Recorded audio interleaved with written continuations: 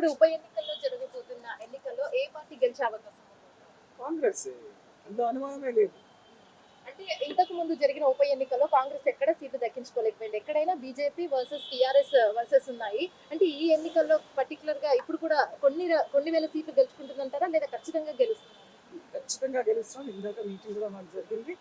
మా candidate plus point మాకు, ఎందుకంటే వాళ్ళ నాయన బాలరాయ్ గోవర్ధన్ రెడ్డి గారు 4-5 సార్లు అక్కడికి వెళ్ళి చాలా సేవలు చేసిన వ్యక్తి, ఒక పేరు కాల్చినటువంటి పని చేసిందంతా మేము. పోయిన క్యాండిడేట్ చేసేటువంటి కూడా మేము చేసిన పనులే, కాంగ్రెస్ ద్వారా చేసిన పనులే. సో ప్రజల్లో ఉంది, ఇసుకి వేసారిపోతున్నారు. బీజేపీ ఏం చెప్తుంది ఏం చేస్తుంది బీజేపీకి తెలియదు. అసలు వాళ్ళకి క్యాడర్ ఎక్కడ ఉంది? ఉంటారు కానీ క్యాడర్ లేదు వాళ్ళకి. టీఆర్ఎస్ వాళ్ళ మీద కూడా చాలా వాళ్ళకి పూర్తిగా ఇప్పుడు నమ్మకం పోయింది, విశ్వాసం పోయింది. చెప్పేది ఒకటి, ఎలక్షన్ అప్పుడే వీళ్ళు ఇవి అవి ఇస్తానంటారు, ఆ తర్వాత 5 సంవత్సరాలు మాకు గుర్తు చేసి చూపిస్తారు అనేది వాళ్ళకి తెలిసిపోయింది. పని చేసేది ఏమని ఉంటే మాట తప్పంది కాంగ్రెస్ అని చెప్పి వాళ్ళకి తెలుసు. కాబట్టి తప్పనిసరిగా మేము కూడా బూత్ వైజ్గా పనిచేస్తున్నాము. ఈసారి గెలిచి చూపిస్తాం. మేడం, ప్రాంతీయ పార్టీగా ఉన్న టీఆర్ఎస్ ఇప్పుడు జాతీయ లెవెల్లో వెళ్ళడానికి చెప్తున్నారు, దాని గురించి మీరు ఏమంటారు?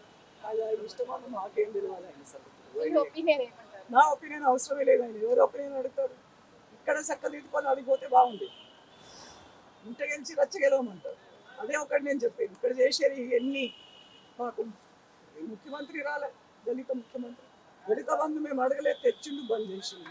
మాకు 3 ఎకరాలు రాలే, మా 2 ఎకరాలు రాలే, మాకు నౌకరీలు రాలే. ఏమి ఇచ్చినాడని చెప్పి ఆయన పెద్ద మాటలు మాట్లాడుతుంది. వీడనే చక్కగా లేదు, ఆడవాళ్ళు దేశానికి ఏం చేస్తారు?